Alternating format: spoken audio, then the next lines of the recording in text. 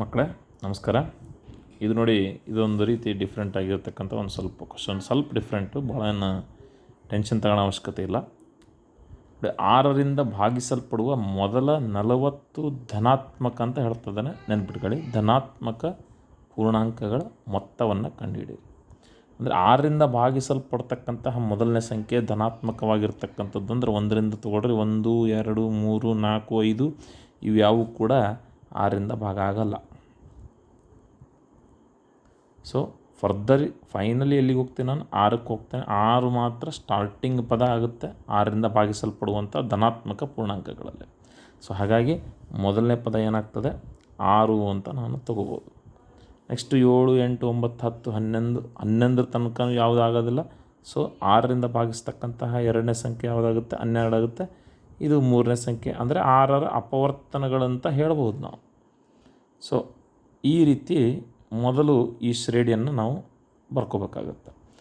Next ಇಲ್ಲೇನಾಡ್ತಾನೆ ಅಂತಂದರೆ, ಇದರ 40 ಧನಾತ್ಮಕ ಪದಗಳು ಎಲ್ಲಿವರೆಗೆ ಇದ್ದಾವೆ ಅಂತಂದರೆ 40 ಪದಗಳಿದ್ದಾವೆ.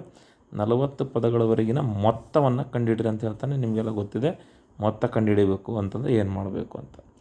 ಅದಕ್ಕೂ ಮುಂಚೆ ಮೊದಲನೇದಾಗಿ ನಾನೇನು ಮಾಡ್ತೀನಿ, ಇಲ್ಲಿ ಎ ಅಂದರೆ ಮೊದಲನೇ ಪದ 6 ಅಂತ ತಗೊತೀನಿ. ಸಾಮಾನ್ಯ ವ್ಯತ್ಯಾಸ D, A2 - A1. ಸೊ ಏನಾಗುತ್ತೆ? 12 - 6 ಆಗುತ್ತೆ. ಸೊ ಇದು 6 ಆಗುತ್ತೆ. ಡಿನೂ ಕೂಡ 6 ಆಗುತ್ತೆ.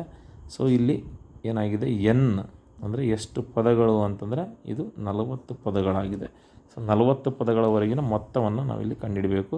ನಿಮಗೆಲ್ಲ ಗೊತ್ತಿದೆ ಎನ್ ಪದಗಳ ಮೊತ್ತವನ್ನು ಕಂಡುಹಿಡಿಯುವಂಥ ಸೂತ್ರ ಎಲ್ಲರೂ ಹೇಳ್ತಾ ಇದ್ದೀರಿ ಅಂತ ಭಾವಿಸ್ತಾ ಇದ್ದೀನಿ. SN = n/2 ಆವರಣ 2a + n - 1 × D. So that equals to, so S of n ಅಂದರೆ 40 ಪದಗಳ ಮೊತ್ತ. 40 n ಅಂದರೆ 40/2 ಆವರಣ 2 × a ಅಂದರೆ 6 + n ಅಂದರೆ 40 - 1 × D ಅಂತಂದರೆ 6. ಸೊ ದ್ಯಾಟ್ ಈಕ್ವಲ್ಸ್ ಟು, ಇದು 20 ಆಗುತ್ತೆ.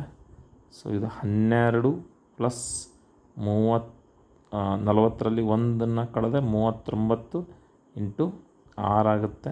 ದ್ಯಾಟ್ ಈಕ್ವಲ್ಸ್ ಟು, ಇದು 20, 12ಕ್ಕೆ 12.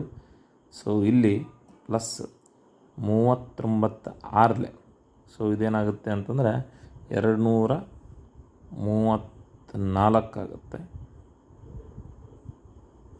ರೈಟ್, 234. ದ್ಯಾಟ್ ಈಕ್ವಲ್ಸ್ ಟು 20 ಆವರಣ 234 + 12 246 ಆಗುತ್ತೆ.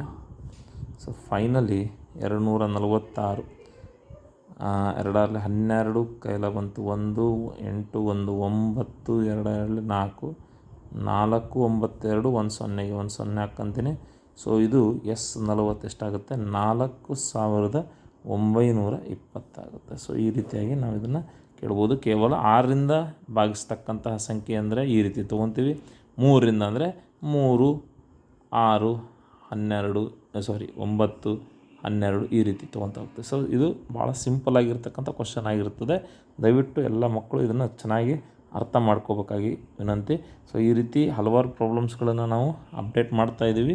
ಸೊ ಎಲ್ಲರೂ ಚಾನಲನ್ನು ಸಬ್ಸ್ಕ್ರೈಬ್ ಮಾಡ್ಕೊಳ್ಳಿ.